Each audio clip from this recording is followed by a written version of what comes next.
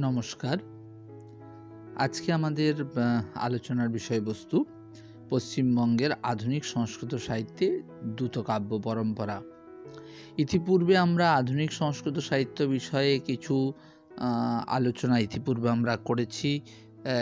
আধুনিক সংস্কৃত সাহিত্য কাকে বলে, কোন সময়টাকে আমরা আধুনিক সংস্কৃত সাহিত্য বলতে পারি, পশ্চিমবঙ্গের বাইরের আধুনিক সংস্কৃত সাহিত্য, পশ্চিমবঙ্গের কিছু কবি নিয়ে আমরা আলোচনা করেছি। এই পর্যায়ে আমরা আলোচনা করব আজ যে প্রাচীন সংস্কৃত সাহিত্যে বা যেটাকে আমরা ধ্রুপদী সংস্কৃত সাহিত্য বলি, সেই ধ্রুপদী সংস্কৃত সাহিত্যের একটা গুরুত্বপূর্ণ উপাদান, অন্তত শ্রব্য কাব্য পরম্পরায় এটি গুরুত্বপূর্ণ উপাদান হচ্ছে দ্রুতকাব্য।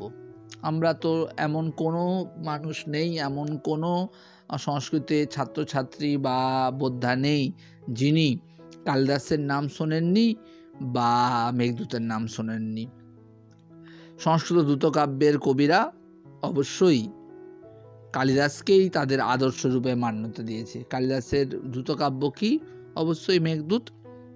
এই গ্রন্থটি বাঙালি মানুষে কতটা প্রভাব বিস্তার করেছিল তার প্রকৃষ্ট প্রমাণ হচ্ছে মেঘদূতের ওপর লিখিত অসংখ্য টিকা।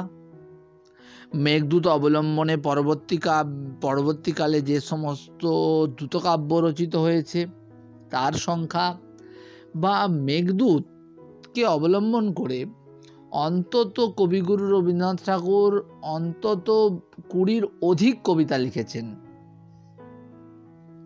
এখান থেকে প্রমাণ হয় কালিদাসের মেঘদূত নামক এই দ্রুতকাব্য বলুন বা গীতিকাব্য বলুন বা খণ্ডকাব্য বলুন, এটা বাঙালি মানুষে কতটা প্রভাব বিস্তার করেছিল। তাই তো কবিগুরু এক জায়গায় বলেই ফেললেন, কবে কোন বিস্তৃত বরসে লিখেছিলে মেঘদূত। অর্থাৎ মহাকবির অসামান্য বাগবিন্যাস, শৈলী, বিষয় চয়ন পরবর্তীকালের বা ভাবিকালের বা উত্তরকালের কবিবৃন্দকে মহাচ্ছন্ন করে রেখেছিল। মেঘদূতের প্রভাব থেকে পরবর্তীকালের কবিরা কোনোভাবেই মুক্ত হতে পারেননি। তা শুধু সংস্কৃত সাহিত্যও নয়, তা প্রাদেশিক সাহিত্য, বাংলা সাহিত্যেও এই একই কথা প্রযোজ্য। দ্রুতমুখে বার্তা প্রেরণের পরম্পরা বৈদিক যুগ থেকেই কিন্তু নিরবচ্ছিন্নভাবে চলে আসছে। হঠাৎ করে কালিদাস মেঘকে দূত করে পাঠালেন এমন নয়। বৈদিক ভাবনাতে অগ্নিদেব ইন্দ্রাদি দেবতাদের ও যজমানের মধ্যে দূত হিসাবে কল্পিত হয়েছে। কে? অগ্নি। অগ্নি বিভিন্ন দেবতা এবং যজমানের মধ্যে একটা মিসিং লিঙ্ক বা দূত হিসাবে দূতের কাজ করেছে। দেখুন, ঋগ্বেদের পনিসরমা সূক্ত, 10ম অধ্যায়ের 108 নম্বর সূক্ত। সেই সূক্ততে আমরা দেখতে পাচ্ছি দেবরাজ ইন্দ্র দেবশুনি সরমাকে পনির নিকটে দূত রূপে প্রেরণ করছে। পরবর্তীকালে রামায়ণের যুগে, মহাভারতের যুগে, বিশেষত মহাভারতের উদ্যোগ পর্বে ভগবান শ্রীকৃষ্ণ দূত হিসাবে যুধিষ্ঠিরের বার্তা নিয়ে সন্ধি প্রস্তাব স্থাপনের জন্য, যাতে করে ওই যুদ্ধ না হয়, 18 দিন ব্যাপী মহাযুদ্ধ যাতে করে না হয়, সেই জন্য ভগবান শ্রীকৃষ্ণ যুধিষ্ঠিরের বার্তা নিয়ে সন্ধি প্রস্তাব নিয়ে কৌরবের রাজসভায় এসেছিলেন। কিন্তু দ্রুতকাব্যর এই যে নামকরণ, কালিদাসের আবির্ভাব পূর্বে কিন্তু সংস্কৃত কাব্য জগতে কিন্তু অতটা প্রসিদ্ধ ছিল না। মূলত কালিদাসকেই কিন্তু আমরা দ্রুতকাব্যের স্রষ্টা বলতে পারি। মেঘদূতের রচনা রীতিকে অবলম্বন করে পরবর্তী সময়ে যে সমস্ত কাব্যগুলো রচিত হয়েছে, যার মূল বিষয় কাউকে দূত হিসাবে প্রেরণ করা, সেই সেই দূত হিসাবে কবিরা কখনো কখনো মেঘ, পবন, চন্দ্র, পদ্ম, পত্র, তুলসী, বা কখনো মন, শীল, ভক্তি, পদাঙ্ক, বা কখনো কখনো উদ্ভব, বা কখনো কখনো গোপী, বা কখনো কখনো হংস, পিক, ভৃঙ্গ, চকর, বাণী প্রভৃতিগুলো কিন্তু দূতের মর্যাদা কিন্তু পেয়েছে। কিন্তু আদর্শ কিন্তু পরবর্তীকালের কবিরা মেঘদূতের রচনা রীতিকেই কিন্তু আদর্শ রূপে গ্রহণ করে পরবর্তী সময়ে এই দ্রুতকাব্যগুলোকে রচনা করেছেন। দূতের মাধ্যমে সংবাদ প্রেরণকে অবলম্বন করে নায়ক বা নায়িকার হৃদয়ের অনুভূতি যখন শতধারায় উচ্চারিত হয়, তখনই তা দ্রুতকাব্যের পদমর্যাদা লাভ করে। কবিচিত্তের তন্ময়ী ভাবই এই দ্রুতকাব্যের মূল বিষয়বস্তু। দ্রুতকাব্যে চেতন অপেক্ষা অচেতন এবং মনুষ্য অপেক্ষা মনুষ্যেতর প্রাণী কিন্তু দূত হিসাবে বেশি কিন্তু প্রতিবিম্বিত হয়েছে কবিদের লেখনীতে। দ্রুতকাব্যের কথা বলতে গেলে প্রথমেই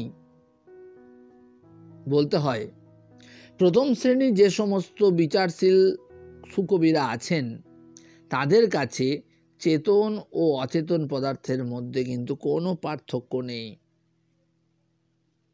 ঠিক আছে, সেটা আমরা মেঘদূতেই সেটা আমরা পেয়েছি।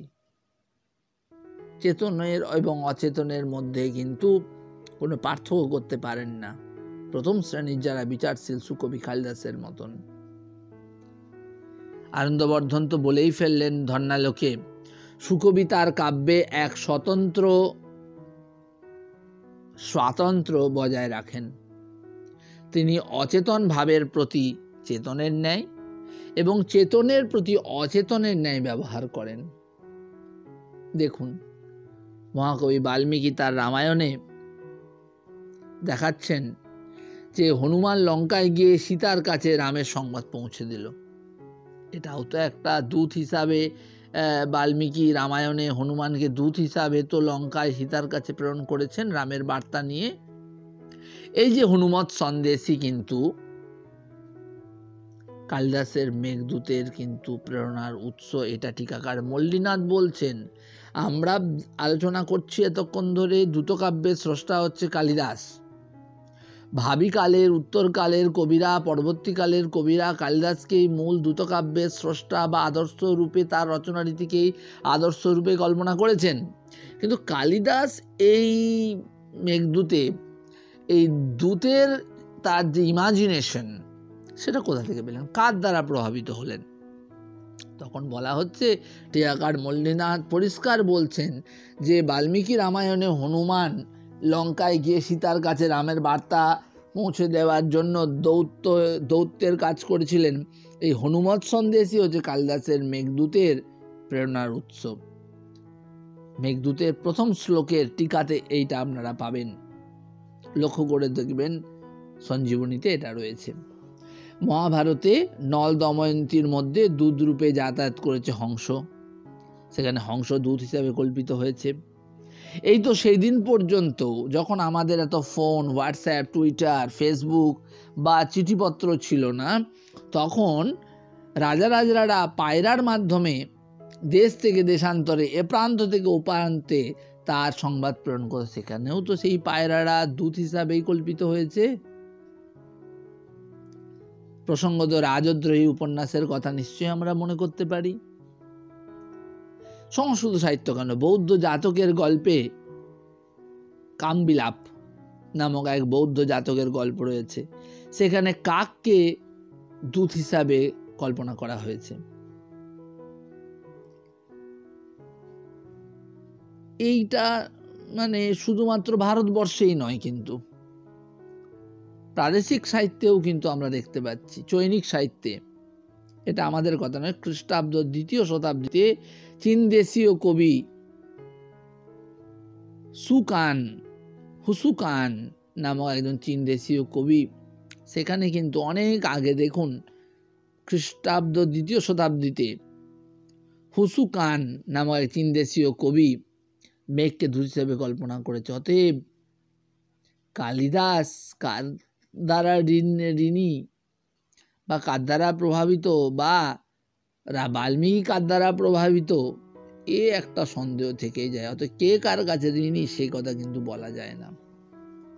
আমরা তো প্রথমেই বললাম যে কবিদের ভাবনাতে কিন্তু বারবার করে কখনো কখনো কোনো তুলসী, কখনো পদ্ম, কখনো চন্দ্র, কখনো পবন, কখনো কখনো মন, ভক্তি, পদাঙ্ক, হংস, পিক, ভৃঙ্গ, চকোর, উদ্ভব, কপি প্রভৃতি দ্রুতকাব্যের পদমর্যাদা পেয়েছে। এরপরে আমরা বৈদিক সাহিত্য এবং আর্য মহাকাব্যের পরে আমরা আলোচনা করব ধ্রুপদী সংস্কৃত সাহিত্যে কোথায় দ্রুতকাব্য আমরা পাচ্ছি। এ তো আমরা প্রথমেই বলে নিলাম, মেঘদূতেই হচ্ছে দ্রুতকাব্যের বিকাশ এবং কালিদাসই দ্রুতকাব্যের স্রষ্টা। মেঘদূতের রচনা রীতিকে অবলম্বন করে পরবর্তীকালে যে সমস্ত দ্রুতকাব্য রচিত হয়েছে, অনেক দ্রুতকাব্য রচিত হয়েছে, মূলত দূতের মাধ্যমে সংবাদ প্রেরণকে অবলম্বন করে নায়ক ও নায়িকা যে হৃদয়ানুভূতির প্রকাশ, কবিচিত্রের যে তন্ময়ী ভবন, এটাই হচ্ছে দ্রুতকাব্যের প্রধান বৈশিষ্ট্য। সেদিক থেকে মেঘদূতেই কিন্তু দ্রুতকাব্যের পূর্ণ বিকাশ আমরা লক্ষ্য করছি।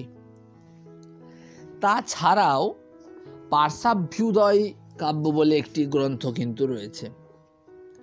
পার্শ্বাভ্যুদয় কাব্য 4টি সর্গে 364টি শ্লোকে গ্রথিত পার্শ্বাভ্যুদয় কাব্যটি কিন্তু কালিদাসের মেঘদূতের অনুসরণেই কিন্তু লেখা। এই কাব্যের আলোচ্য বিষয়বস্তু কি?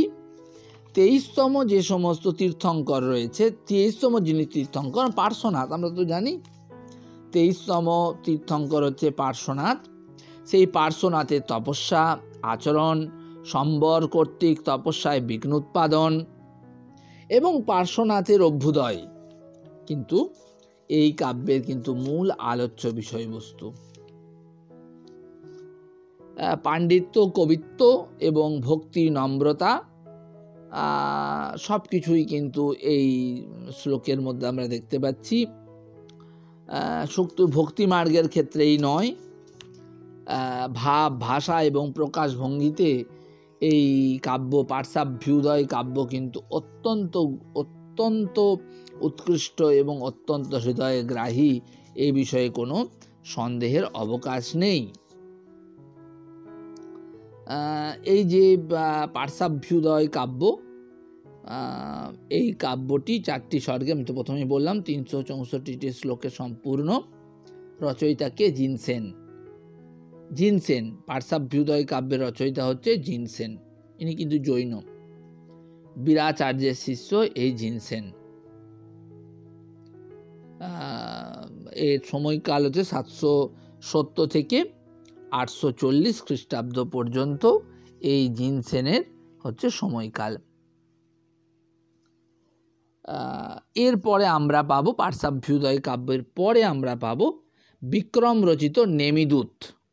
এটাও কিন্তু আগেরটা ছিল 23তম তীর্থঙ্কর পার্শ্বনাথ, এটা 22তম তীর্থঙ্কর নেমিনাথের সংসার ত্যাগ, তৎপত্নী রাজিমতির বিরহদীর্ণ অবস্থা, রাজিমতি কর্তৃক স্বামীর নিকট দূত রূপে পর্বতকে প্রেরণের কাহিনী। এখানে পর্বতকে প্রেরণের কাহিনী কিন্তু বর্ণিত হচ্ছে। সময়কাল খ্রিস্টাব্দ 3ত্রয়োদশ শতাব্দী। এখানে কিন্তু নায়িকার দুরবস্থা বর্ণিত হচ্ছে। এখানেও কিন্তু আমরা প্রতিটি শ্লোকে কিন্তু আমরা 4র্থ চরণে কিন্তু মেঘদূতের উদ্ধৃতি কিন্তু পাচ্ছি। নেক্সট আমরা পাবো আরেকটি দ্রুতকাব্য, সেটা হচ্ছে শিলদূত। রচয়িতা, এটা কিন্তু আবার নেমিদূতের অনুকরণে কিন্তু শিলদূতটা রচিত হয়েছে। নেমিদূতের অনুকরণে কিন্তু শিলদূতটা কিন্তু রচিত হয়েছে। যশ বিজয় গ্রন্থমালায় বারাণসী থেকে এই গ্রন্থটি প্রকাশিত হয়েছে অলরেডি।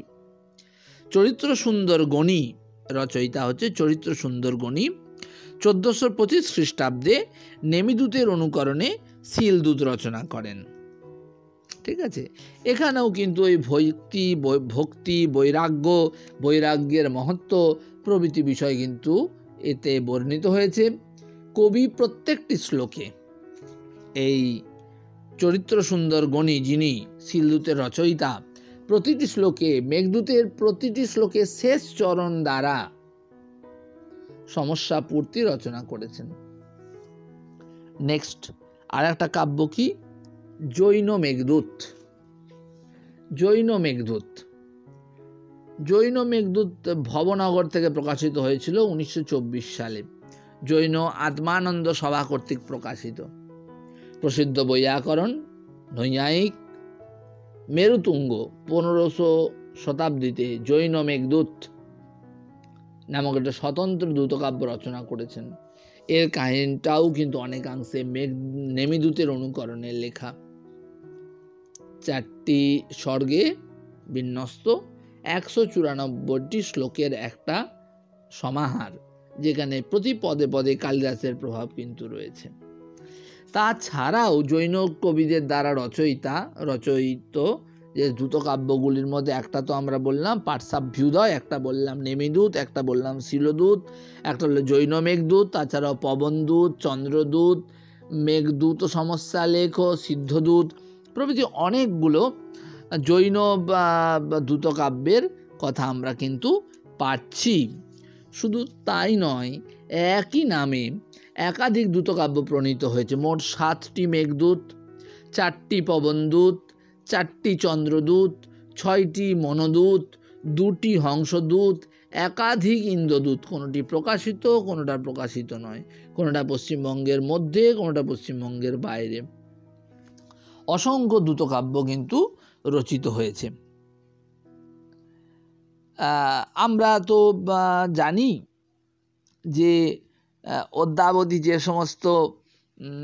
যে সমস্ত অবঙ্গীয় কবি কিছু কিছু আছেন, সেই অবঙ্গীয় কবিদের কাব্যেতেও কিন্তু আমরা দ্রুতকাব্যের উদ্ধৃতি কিন্তু পাচ্ছি। যেমন কয়েকটি বলে নিই। রুদ্রদেব ত্রিপাঠীর পত্রদূত, রুদ্রদেব ত্রিপাঠীর পদ্মদূত, এটা একটা অবঙ্গীয়, ইনি বাঙালি নন, রুদ্রদেব ত্রিপাঠী। বোম্বাই থেকে শিষ্য গুরুর কাছে দশপুরে পত্র পাঠাচ্ছেন, শিষ্য গুরুর কাছে দশপুরে পত্র পাঠাচ্ছেন। আরেকজন কবি সহস্রবুদ্ধি, তিনি লিখলেন কাকদূত, যেখানে এক কারাবন্দী তার প্রিয়ার জন্য কাককে দূত হিসাবে পাঠাচ্ছে। সারা ভারতে স্বাধীনতার পরবর্তীকালে রচিত শতাধিক দ্রুতকাব্য রয়েছে।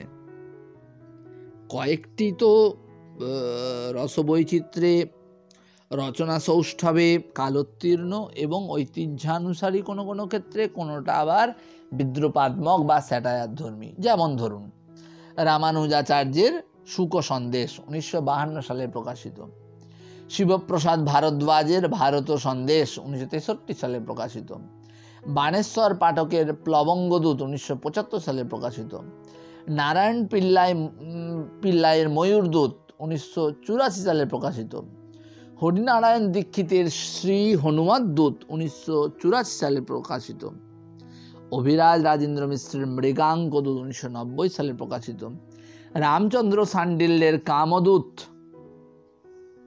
এটাও উৎকৃষ্ট মানের অবঙ্গীয় দ্রুতকাব্য। কিন্তু বঙ্গীয় হোক বা অবঙ্গীয় হোক, আমরা অবঙ্গীয় নিয়ে আলোচনা করলাম নামগুলো অন্তত।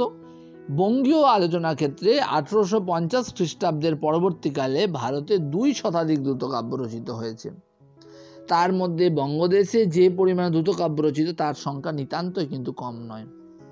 প্রত্যেকটি লেখা রসবৈচিত্র্যে, রচনা সৌষ্ঠবে, কালোত্তীর্ণ, রসোত্তীর্ণ, কোনোগুলো আবার ঐতিহ্যানুসারী, কোনোগুলো আবার বাস্তবানুগ। তবে সবচেয়ে উল্লেখযোগ্য, যেহেতু কালিদাসকে আধার হিসাবে কল্পনা করা হয়েছে দ্রুতকাব্যের ক্ষেত্রে, সেই হিসাবে মন্দাক্রান্তা ছন্দের বেশি ব্যবহার লক্ষ্য করা যায়। সংস্কৃত দ্রুতকাব্য রচনার সুদীর্ঘ ইতিহাসে কিছু কিছু ব্যতিক্রমী রচনার সন্ধান আমরা কিন্তু পেয়েছি। প্রখ্যাত সংস্কৃত পণ্ডিত তথা শিক্ষক যতীন্দ্র বিমল চৌধুরী একটি গ্রন্থ লিখেছিলেন বঙ্গীয় দ্রুতকাব্যে ইতিহাস। সেখানে তিনি প্রায় দ্বাদশ শতক থেকে বর্তমান কাল পর্যন্ত 16টি দ্রুতকাব্যের উল্লেখ করেছেন।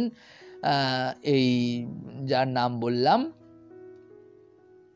যতীন্দ্র বিমল চৌধুরী বঙ্গীয় দ্রুতকাব্যে ইতিহাস গ্রন্থে কি কি আমরা বলবো পরে। ধৈর পবনদূত, বিষ্ণু দাসের মনোদূত, রাম রাম দ্বিজর মনোদূত, মাধব কবীন্দ্রের উদ্ভবদূত, রূপ গোস্বামীর উদ্ভব সন্দেশ, রূপ গোস্বামীর হংসদূত, রুদ্রনেয় বাচস্পতির ভ্রমরদূত, রুদ্রনেয় বাচস্পতির পিকদূত, রঘুনাথ দাসের হংসদূত, শ্রীকৃষ্ণ সার্বভৌমের পদাঙ্কদূত, লম্বোচর বৈদ্যের গোপীদূত, বৈদ্যনাথ দ্বিজের তুলসীদূত, শ্রীকৃষ্ণ তর্কালঙ্কারের চন্দ্রদূত, শ্রীকৃষ্ণনাথ ন্যায় পঞ্চাননের বাতুদূত, ঘটকর্পরের ঘটকর্পর কাব্য, জাম্বুবীরের হচ্ছে চন্দ্রদূত। কিন্তু এই যে বঙ্গীয় দ্রুতকাব্যগুলো দেখতে পেলাম, এই বঙ্গীয় দ্রুতকাব্যগুলোকে আমরা দুই ভাগে ভাগ করতে পারি। কিছু কিছু দ্রুত কবি আছেন যাঁরা বৈষ্ণবানুযায়ী, বৈষ্ণব দর্শনকে ভাবকে গ্রহণ করেছেন, আর কয়েকজন হচ্ছে অবৈষ্ণব। ঠিক আছে, যেমন আমরা তো প্রথমে উল্লেখ করলাম যে যেখানে যতীন্দ্র বিমল চৌধুরী প্রথমে উল্লেখ করেছেন ধৈর পবনদূত। অদ্যাবধি আবিষ্কৃত বঙ্গীয় দ্রুতকাব্যগুলোর মধ্যে প্রাচীনতম হচ্ছে লক্ষণ সেনের সভাকবি ধৈ প্রণীত পবনদূত। কিন্তু তার পরবর্তী প্রায় 2 শতাব্দী ব্যাপী বঙ্গদেশে দ্রুতকাব্যের কোনো অস্তিত্ব আমরা লক্ষ্য করছি না। পঞ্চদশ শতকে বিষ্ণু দাসের মনোদূতের সন্ধান আমরা পাচ্ছি। এই কাব্যের বিষয় স্বীয় ভক্ত স্বীয় মনকে কৃষ্ণের নিকট প্রেরণ করছে। আমরা জানি বাংলাদেশ হচ্ছে ভক্তি ধর্ম প্রধান। স্বাভাবিকভাবে দ্রুতকাব্যগুলোতে চৈতন্যদেবের ভক্তি আন্দোলন তথা ভক্তি মার্গের ভক্তি ধর্মের কথা বারংবার প্রপঞ্চিত হয়েছে। প্রসঙ্গত উল্লেখ্য যে উদ্ভব সন্দেশের কবি রূপ গোস্বামী ভাগবতের 1047 আখ্যান অবলম্বনে বৃন্দাবনে উপনীত উদ্ভবকে গোপীগণের প্রতি দূত করেছেন। 16 শতকে রঘুনাথ দাস রচিত হংসদূত, সপ্তদশ শতাব্দীর মাধব কর্তৃক রচিত উদ্ভবদূত, সপ্তদশ শতাব্দীর রাম রাম শর্মা রচিত মনোদূত, অষ্টাদশ শতকে শ্রীকৃষ্ণ সার্বভৌম পদাঙ্কদূত, অষ্টাদশ শতকের আরেক কবি ত্রিলোচন দাসের তুলসীদূত বৈষ্ণব পরম্পরা অনুযায়ী। অন্যদিকে বৈষ্ণবেতর ধর্মের দ্বারা প্রভাবিত অর্থাৎ অবৈষ্ণব যে সমস্ত কবি তাদের দ্বারা প্রভাবিত দ্রুতকাব্যের সংখ্যাও কিন্তু কম নয়। পূর্বলিখিত ওই ধৈর পবনদূত বা 16 শতকে রুদ্রনেয় বাচস্পতির ভ্রমরদূত ও পিকদূত, অষ্টাদশ শতকের শ্রীকৃষ্ণ তর্কালঙ্কার বিরচিত চন্দ্রদূত ও রামগোপাল রচিত ক্ষীরদূত প্রত্যেকটি কিন্তু অবৈষ্ণব ধর্ম দর্শনের দ্বারা প্রভাবিত। আমরা তো প্রথমে একটি গ্রন্থের নাম উল্লেখ করেছিলাম যতীন্দ্র বিমল চৌধুরীর বঙ্গীয় দ্রুতকাব্যে ইতিহাসও।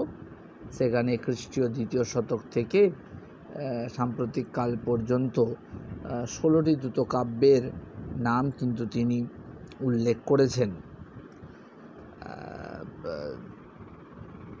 এরপরে আমরা এই যে বৈষ্ণব হোক বা অবৈষ্ণব হোক, আমরা কয়েকটি সাম্প্রতিককালের কয়েকটি উল্লেখযোগ্য যে সমস্ত দ্রুতকাব্য সেই দ্রুতকাব্য নিয়ে আলোচনা করব। সেই দ্রুতকাব্যর মধ্যে কয়েকটি অবশ্যই যতীন্দ্র বিমল চৌধুরীর মৌলিক যে গবেষণা গ্রন্থ বঙ্গীয় দ্রুতকাব্যে ইতিহাসেতে উল্লিখিত হয়েছে। প্রথমে যে গ্রন্থটির নাম আমরা উল্লেখ করব সেটা হচ্ছে কবি কৃষ্ণনাথ ন্যায় পঞ্চানন বিরচিত বাতদূত। এই গ্রন্থটা নিয়ে আমরা আলোচনা করব। অষ্টাদশ শতকের মধ্যলগ্নে কৃষ্ণনাথ ন্যায় পঞ্চানন রচিত বাতদূত শীর্ষক কাব্যটি সৌন্দর্যে, ছন্দ নির্মাণে, ভাষা ও ভাবের মণিকাঞ্চন যোগে 100টি শ্লোকের একটি চমৎকার অনিন্দ সুন্দর কাব্য। রাবণ কর্তৃক অপহৃত অশোক বনবাসিনী সীতা রামচন্দ্রের কুশল সংবাদ লাভের জন্য বায়ুকে, পবন বায়ুকে দূত রূপে রামচন্দ্রের নিকট প্রেরণ করছেন। এটাই কিন্তু এই কাব্যের মূল বিষয়বস্তু। এই যে কবি কৃষ্ণনাথ ন্যায় পঞ্চানন, যিনি বাতদূত লিখলেন, তিনি বর্ধমান জেলার পূর্বস্থলী গ্রামে 1833 খ্রিস্টাব্দে জন্মগ্রহণ করছেন। পিতা কেশবচন্দ্র বিদ্যারত্ন এবং মাতা কমলা সুন্দরী দেবী। পারিবারিক সংস্কৃত সাহিত্য চর্চার ও শাস্ত্র চর্চার ঐতিহ্য ও পরম্পরাকে অক্ষুণ্ণ রেখে কৃষ্ণনাথ পরবর্তীকালে পণ্ডিত কুলচক্রবর্তী ও মহামহোপাধ্যায় উপাধিতে কিন্তু ভূষিত হন। এই কাব্যটি আমরা বলেছি 100টি শ্লোক রয়েছে বাতদূততে। তার প্রাথমিক শ্লোক 3টিতে অপহৃত সীতার দৈনন্দিন বিরহ অবস্থার মর্মন্তুদ বর্ণনা উপস্থাপিত হয়েছে মন্দাক্রান্তা ছন্দের সাবলীল ধীর গতি ও মাধুর্যে। দেবী সীতা পবনকে প্রোৎসাহিত ও স্বনির্বন্ধ অনুরোধ করছেন দূতের ভূমিকা গ্রহণ করে রামচন্দ্রের সকাশে কুশল সংবাদ প্রেরণের জন্য। মেঘদূতের কবির মতো কৃষ্ণনাথও পথের পুঙ্খানুপুঙ্খ বর্ণনা করতে গিয়ে প্রাসঙ্গিকভাবে কখনো সুবেল, কখনো বা ঋষ্যমুখ পর্বত, কখনো বা পম্পা সরোবর, দণ্ডকারণ্য, পঞ্চবটী, গোদাবরী নদীর অপার সৌন্দর্যের কথা উল্লেখ করেছেন। বায়ুর মাধ্যমে কিছু রামের, কিছু বা লক্ষণের উদ্দেশ্যে সীতার মনের মণিকোঠায় অব্যক্তভাবে জমে থাকা ভাবের অভিব্যক্তিগুলোকে অসাধারণ মনসিয়ানায় ব্যক্ত করেছেন এই কৃষ্ণনাথ ন্যায় পঞ্চানন, যা ধ্বনির মাধুর্যে এবং করুণ রসের ফল্গুধারায় যেন অনন্য স্রোতস্বিনী হয়ে উঠেছে।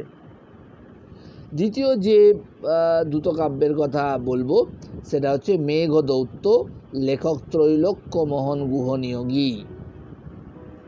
পূর্ববঙ্গের পাবনা নিবাসী ভারতরত্ন কবি পঞ্চানন প্রভৃতি উপাধিতে ভূষিত ত্রৈলোক্য মোহন গুহ নিয়োগী মহাশয় মেঘদৌত্য নামক দ্রুতকাব্য রচনা করেছেন। কালিদাস যেখানে মেঘদূতের সমাপ্তি ঘোষণা করলেন সেখান থেকে কিন্তু এই মেঘদৌত্য কাব্যটা শুরু হলো। অর্থাৎ কাব্যটি যেন মেঘদূতের পরিশিষ্ট। তাই তো ত্রৈলোক্য মোহনের ভাষায় অস্মি প্রার্থী রচয়িতুমিদম মেঘদূতাবশিষ্টম, আমি মেঘদূতের অবশিষ্ট রচয়িতুম ইদম, এই রচনা করতে আমি প্রার্থী হয়েছি। যক্ষ কর্তৃক দূতরূপে প্রেরিত মেঘকে যক্ষপত্নী তৎসমীপে প্রতিদূত রূপে প্রেরণী এই কাব্যের বিষয়বস্তু। আমরা জানি তো যক্ষ মেঘকে দূতরূপে অলোকাতে যক্ষপত্নীর কাছে প্রেরণ করলেন, কিন্তু তারপরে কি ঘটলো সেইটা কিন্তু মেঘদূতে বর্ণনা নেই। সেই জন্যই আমরা মেঘদূতকে খণ্ডকাব্য বলি। খণ্ডকাব্যম ভবেৎ কাব্যস্য একদেশানুসারীযৎ। কিন্তু পরবর্তী ঘটনা কি ঘটলো? আদৌ কি গিয়ে যক্ষপত্নীকে দেখতে পেলেন মেঘ? এবং তার প্রত্যুত্তরেই বা যক্ষপত্নী কি বললেন? এখানে আমরা কিন্তু যক্ষপত্নী যক্ষের সমীপে প্রতিদূত রূপে ওই মেঘকে প্রেরণ করছেন তার কুশল সংবাদ প্রেরণের জন্য। কার কাছে? তার স্বামী, যিনি রামগির্যাশ্রমে অধুনা বসতি বা শঙ্করতী। ঠিক আছে। মন্দাক্রান্তা ছন্দের গতিতে 200 শ্লোকের একটি অনন্য অভিব্যক্তি এই মেঘদৌত্য নামক কাব্যটি। দ্রুতকাব্যগুলির মধ্যে এটি সর্ববৃহৎ। কাব্যের প্রারম্ভেই কবি ত্রৈলোক্যমোহন বাগদেবী স্তুতি করেছেন 8টি অনন্য শ্লোকমালায়। অমরত্ব প্রদাত্রীং বাণীং প্রতি প্রণতিহি। কালিদাসের মতনও তিনি কাব্যটিকে 2 ভাগে ভাগ করেছেন। পূর্ব এবং উত্তর মেঘ। পূর্ব মেঘে 64টি, উত্তর মেঘে 121টি শ্লোকে বিন্যস্ত করেছেন এই ত্রৈলোক্যমোহন গুহনিয়োগী মহাশয়। কাব্যটির রচনারীতি সরল ও সুবদ্ধ।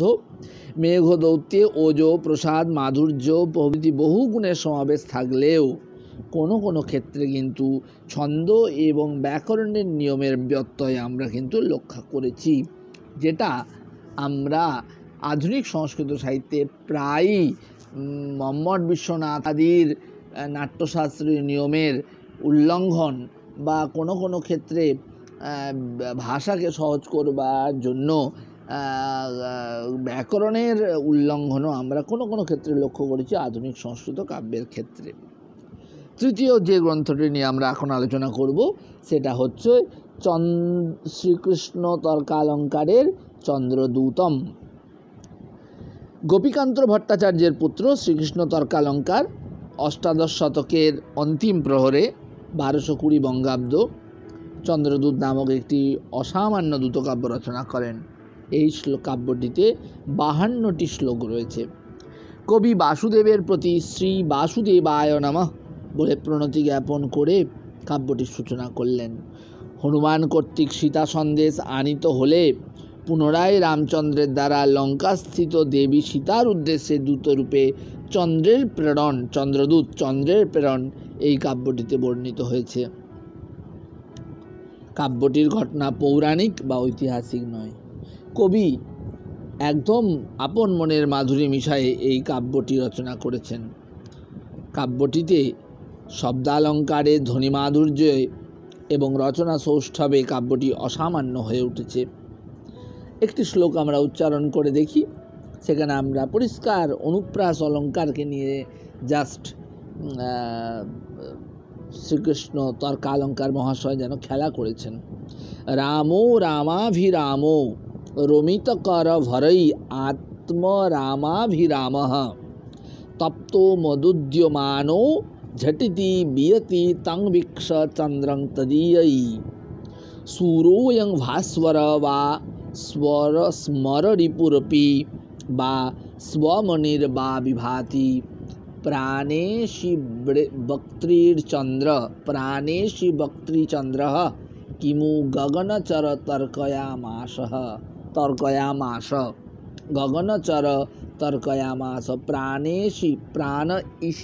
প্রাণেশি বক্ত্রীচন্দ্র কিমু গগনচর তর্কয়ামাস।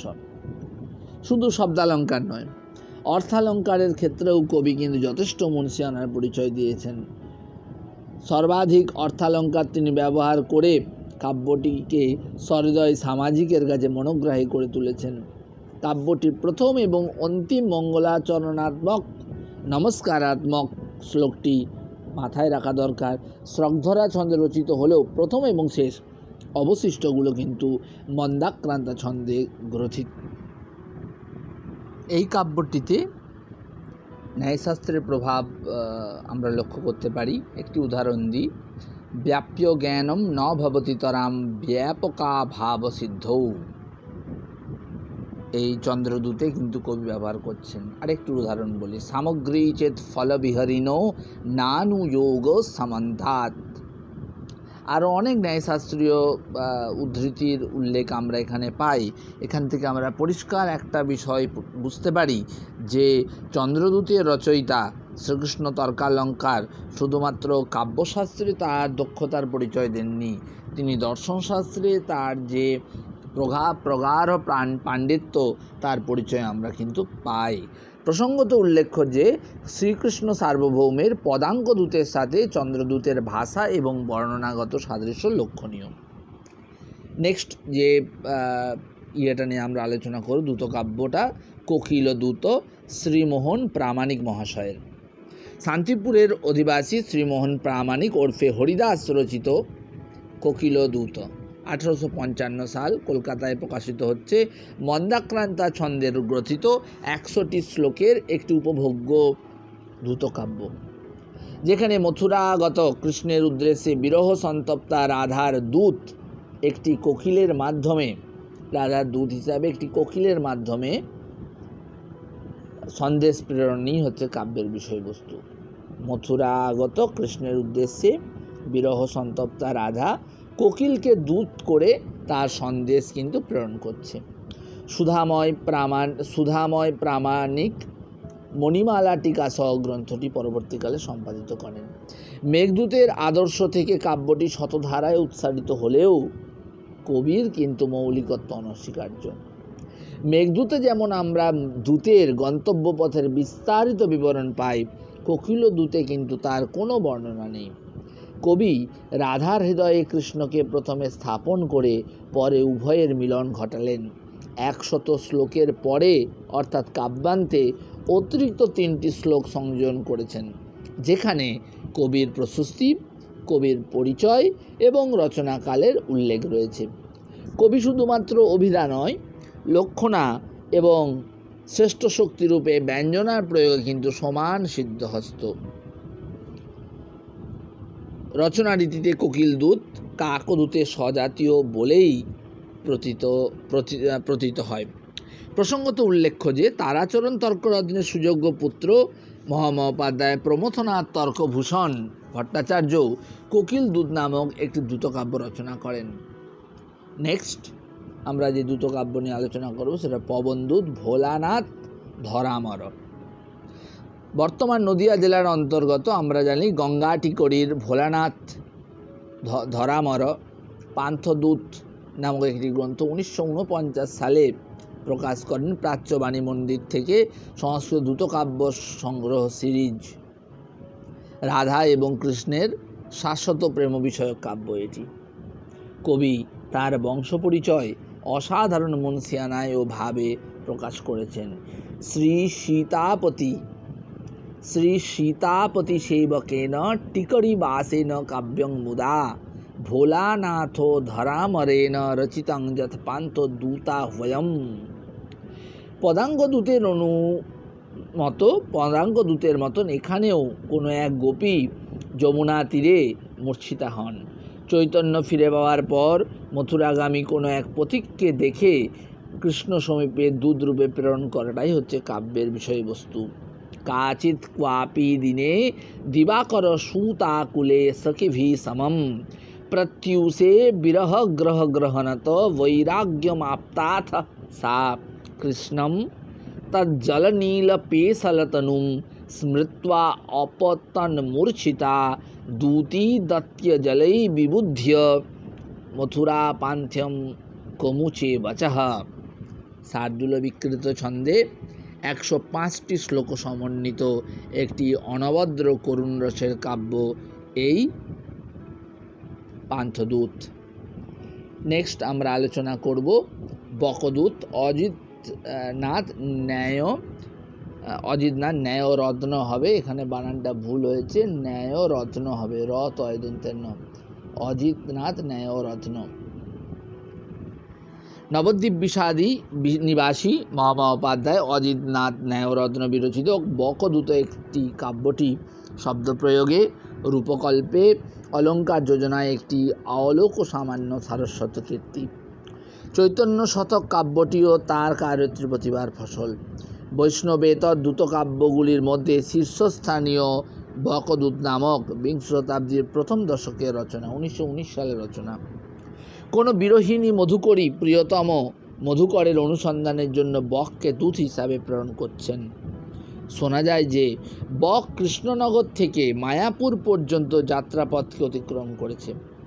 সামাজিক বিষয়কে অবলম্বন করে কাব্যটি গঠিত হওয়ায় পথের বর্ণনাতে কবির সমাজ প্রীতি স্পষ্টভাবে প্রতীত হয়।